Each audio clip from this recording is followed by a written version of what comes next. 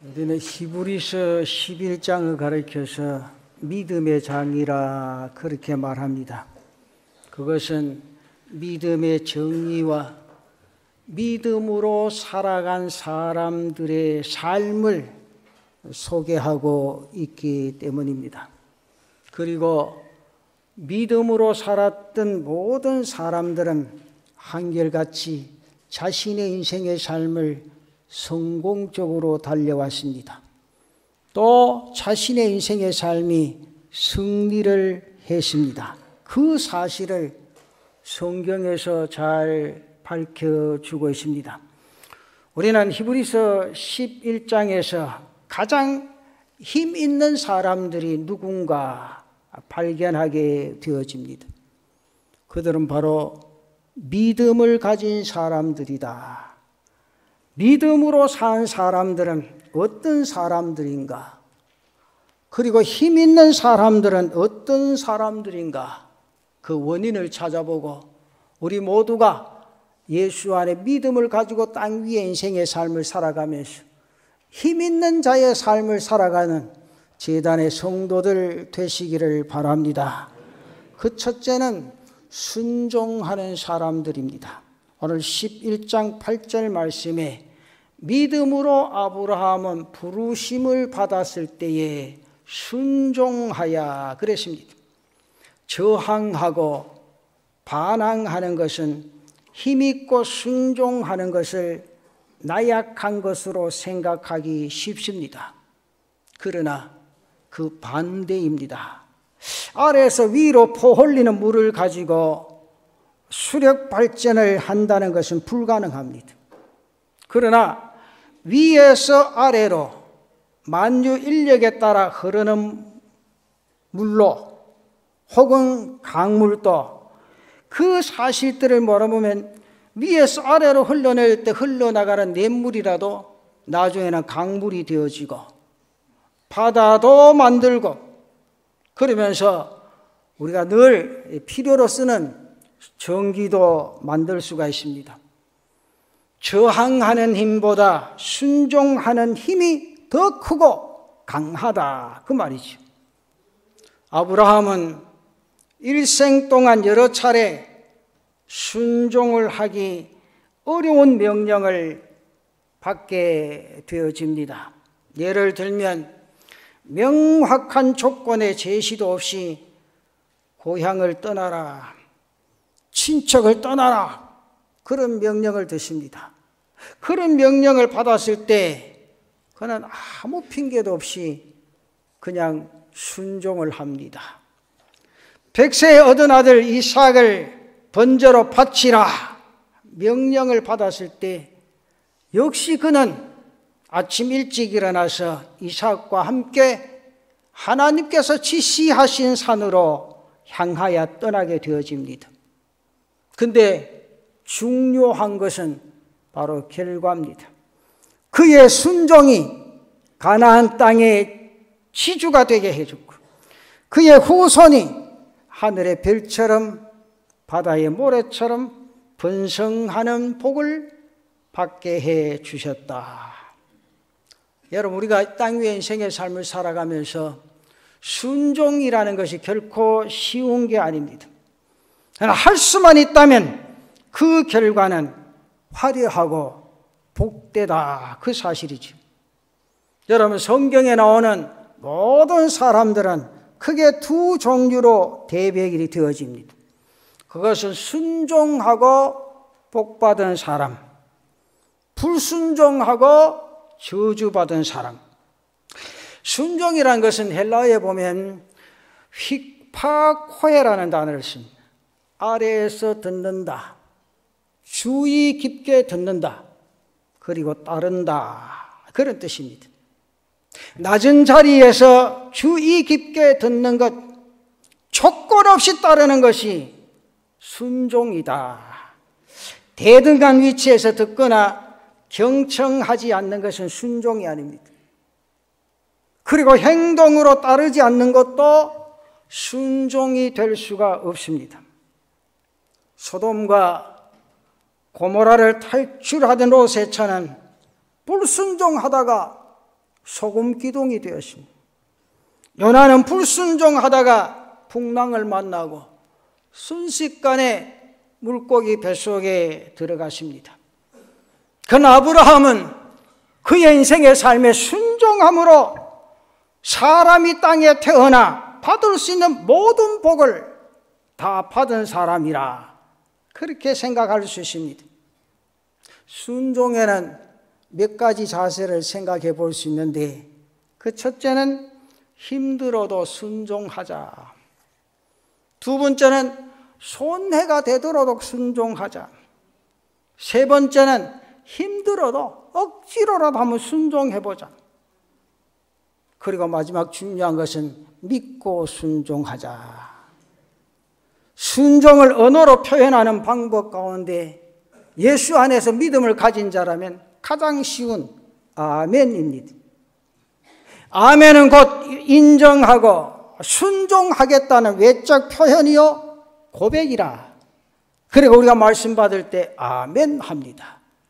그렇게 믿고 따르겠다, 순종하겠다, 내 스스로 결심하고 다짐하는 삶의 모습. 그래서 우리 모든 성도들은 날마다 하나님의 말씀이 내 가슴 속에 심겨질 때 아멘하고 하나님의 뜻을 이뤄갈 수 있는 귀한 은혜가 있기를 바랍니다. 순종이 힘이 있다는 거죠. 반항하고 거역하는 것은 영적 힘을 빼버리는 겁니다. 아담과 하와는 하나님께 불순종하고 마귀에게 순종하다가 에덴에서 쫓겨납니다. 순종하는 것은 복받는 비결이지만 불순종하는 것은 심판받는 조건이 되어진다. 사랑하는 성도 여러분, 여러분 가정에 자녀들이 다 있을 겁니다. 누가 효자입니까? 멀리 가서 돈 많이 벌어가지고 통장에 매달 돈 붙여주는 자식이 효자입니까? 안 그러면 국회의원이나 무슨 장관이 되어지면 부모님은 저절로 좋아서 그 자식이 효자입니까? 어떤 자식이 효자예요? 그저 부모님의 말씀에 따르고 순종하는 것. 부모가 뭐라 그러면 아버지, 요즘 세상은 안 그래요. 요즘 그렇게 사는 사람이 어디 있어요? 이게 아니죠. 부모님이 살아오신 그 세대의 삶의 모습을 기억하고 아, 그랬었구나 받아들이고 부모님의 말씀에 순종하는 자식이 효자다. 요즘 그런 말들 많아죠. 이웃 사촌이 내 자식보다 낫다. 왜 그러십니까? 무슨 일이 있으면 이웃에서 쫓아와서 나를 도와줍니다. 자식들이 멀리 있어서 연락해도 오는 데만 해도 하루가 걸립니다. 그럼 일이 다 뻥고 났을 때, 근데 우리가 하나님 앞에서도 마찬가지입니다. 하나님의 말씀이 내 가슴 속에 스며들 때 순종하고 아멘 할 때 그 인생의 삶에 힘이 있고 하나님의 축복의 역사가 그 삶에 일어나게 될 줄로 믿습니다. 그 다음에 힘 있는 사람은 어떤 사람인가? 소망을 가진 사람입니다. 히브리서 11장 25절 26절을 보면 모세가 하나님의 백성과 함께 고난받는 것을 더 좋아하고 잠시 죄악을 나리는 것보다 더 좋아했다. 그러면서 상 주시는 이심을 바라보게 되어진다. 그렇게 말합니다. 그 히브리서 11장 1절에 그런 말씀하죠. 믿음은 바라는 것들의 실상이요 보지 못하는 것들의 증거다. 그렇게 말합니다. 믿음을 가진 사람은 바로 희망의 사람이다. 오늘을 살면서 내일을 보고 현세를 살면서 미래를 보고 순간을 살면서 영원을 바라보는 자, 바로 소망 있는 땅 위의 인생의 삶을 살아가는 자들이다. 그래서 히브리서 11장 1절에 나타난 11절에 나타난 말씀을 보면 아브라함의 아내 사라는 단산했지만은 믿음으로 잉태하는 힘을 얻었다. 소망을 가진 사람에게는 이런 놀라운 사건이 일어나게 되어진다. 어떤 사건이 일어나는가? 그 첫째는 고난을 두려워하지 않는다. 오늘 히브리서 11장 23절에 보면 믿음으로 모세가 났을 때 그 부모가 아름다운 아이임을 보고 석 달 동안 숨겨 왕의 명령을 무서워하지 아니했다. 왕의 명령도 무서워하지 아니한다. 그러면서 25절 말씀에 보면 도리어 하나님의 백성과 함께 고난받기를 잠시 죄악의 날을 누리는 것보다 더 좋아한다. 고난받기를 좋아한다 그랬어요. 그러면서 26절 말씀에 그리스도를 위하여 받는 수모를 애굽의 모든 보화보다 더 큰 재물로 여겼다. 그렇게 말합니다. 그러면서 33절과 34절 말씀 보면 그들은 믿음으로 나라들을 이기기도 하며 의를 행하기도 하며 약속을 받기도 하며 사자들의 입을 막기도 하며 불의 세력을 멸하기도 하고 칼날을 피하기도 하고 연약한 가운데서 강하게 되기도 하고 전쟁에서 용감하게 되어 이방 사람들의 진을 물리치기도 한다. 그렇게 말합니다.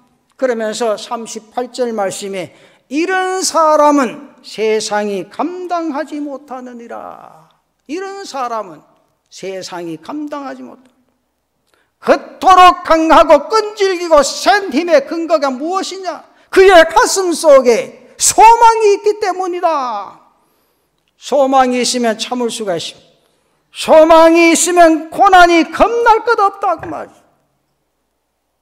이화여자대학교 사회학과 이동원, 이현희 두 교수님이 범죄에 관한, 범죄도 폭력 범죄에 관한 연구에 대해서 논문을 쓴 내용이 있습니다. 서울 시내에 많은 구가 있습니다만 그 많은 구들 가운데서 구로구의 경우가 매일 9건, 10건의 폭력 사고가 발생한다.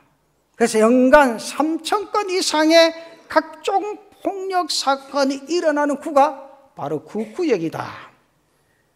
중요한 것은 거기에 보면 장기 거주자가 적은 곳이다. 이혼의 비율이 높은 곳이다. 그래서 범죄 발생률이 많이 일어날 수밖에 없었다. 그렇게 말합니다. 다시 말하면 떠도르 인구가 많은 곳일수록 인구 이동으로 인한 결속력이 약하기 때문에 범죄율이 높게 나타난다. 그리고 이혼으로 인한 가족 해체가 빈번한 곳일수록 범죄 발생률이 높아지게 되어진다. 여러분, 소망이 없으면 자신의 인생의 삶에 안정이 없습니다. 왜냐하면 자신의 삶에 내일이 없다고 생각하기 때문에 못할 일이 없는 겁니다. 하나 자신의 가슴 속에 소망이 있고 믿음이 있는 사람들은 괴로움과 환난과 역경을 참고 견디는 것이 가능하다. 오늘 성경에 보면 바울도 그 소망을 가졌기 때문에 그리스도께서 우리를 위하시면 사람이 우리를 어떻게 하리요? 환난이나 핍박이나 기근도 칼도 죽음도 그리스도의 사랑에서 끊을 수 없느니라. 그렇게 말했습니다. 사랑하는 성도 여러분, 예수 안에 소망 삼고 땅 위의 인생의 삶을 힘있게 달려가는 제단의 성도들 되시기를 축원합니다. 그리고 두 번째는 앞으로 될 일을 믿게 되어진다. 희망이나 소망은 절대로 오늘의 사건은 아닙니다. 그것은 앞으로 될 일을 바라는 것이요 기대하는 겁니다. 그렇기 때문에 믿음이 없으면 소망을 갖는 것도 어렵고 소망의 성취를 기대하는 것도 힘들다.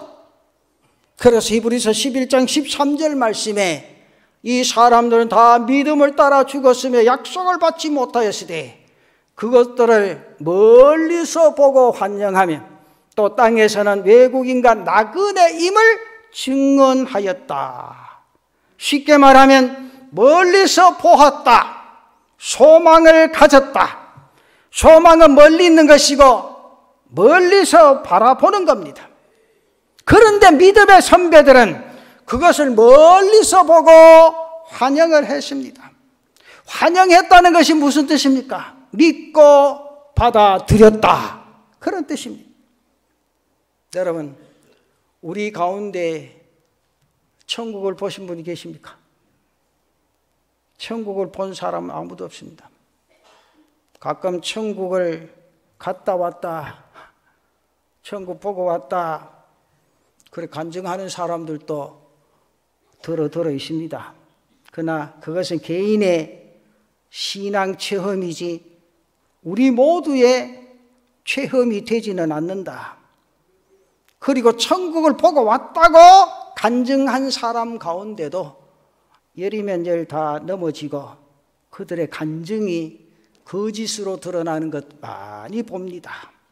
우리는 천국을 갔다 왔기 때문에 믿는 것 아닙니다. 천국을 눈으로 보았기 때문에 믿는 것도 아닙니다. 멀리서 보고 환영했던 그 믿음의 조상들처럼 믿고 바라고 환영한다는 사실입니다. 오늘 우리의 인생의 삶에 그 주님을 바라보고 달려갑니다. 그 천국을 소망 삼고 이 땅 위의 인생의 삶을 달려가고 있다는 사실입니다. 이탈리아 어느 성당에 있는 성모 마리아상 두 눈에서 피눈물이 흐른다. 그 이야기가 있고 청주교인들이 법석을 떨다가 그곳에 관광객들이 수도 없이 몰려들었습니다. 바티칸에서는 그 피눈물이 진짜인가 가짜인가 조사까지 했습니다. 문제는 예수님 석고상 두 눈에서 피눈물이 나왔다고 해도 떠들썩하거나 절대로 놀랄 필요가 없습니다. 하나님께서는 석고상 두 눈에서 피눈물이 흐르는 기적을 행하시는 그런 분이 아니시기 때문이다. 그리고 눈에 보이는 것을 숭배하고 높이는 것 그 자체가 잘못이고 우상이 될 수밖에 없다. 그래서 요한복음 20장 29절 말씀에 그렇게 말합니다. 예수께서 이르시되 너는 나를 본고로 믿느냐 보지 못하고 믿는 자들은 복되도다 하시니라. 사랑하는 성도 여러분, 말씀 속에 믿음을 가지고 하나님의 뜻을 이루어갈 수 있는 성도들이 되시기를 바랍니다. 너를 나를 본고로 믿느냐 보지 못하고 믿는 자들이 복되도다. 이 축복의 삶의 역사를 오늘 또 내일 또 믿음으로 달려갈 수 있는 귀한 은혜가 있기를 바랍니다. 믿음은 바로 소망을 갖는 겁니다. 그 소망은 고난을 두려워하지 않게 하고 장차 될 일을 믿고 기다리게 해줍니다. 그래서 믿음과 소망이란 건 뗄래야 뗄 수 없는 거다. 내가 믿음을 가지냐 소망이 있는 자다.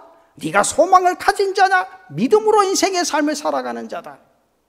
이 믿음과 소망의 역사가 여러분의 삶을 감격하게 하고 땅 위의 인생의 삶을 힘있게 달려갈 수 있는 원동력이라는 사실을 믿고 하나님의 뜻을 이루어갈 수 있는 제단의 성도들이 되시기를 바랍니다.